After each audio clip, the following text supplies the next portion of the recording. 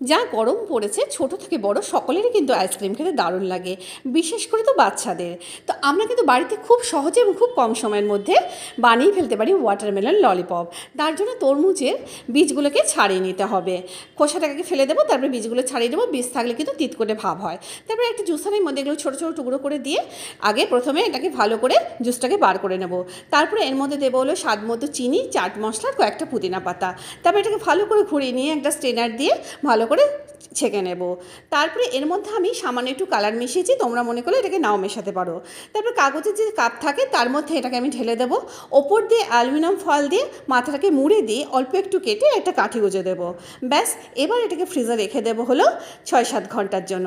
6-7 ঘন্টা পরে এগুলোকে বের করে দেখবো, দারুণ লাগবে কিন্তু খেতে। আর আমার রান্না করা পদগুলো যদি তোমাদের ভালো লাগে তবে অবশ্যই আমার পেজটাকে ফলো করার অনুরোধ রইল। ধন্যবাদ।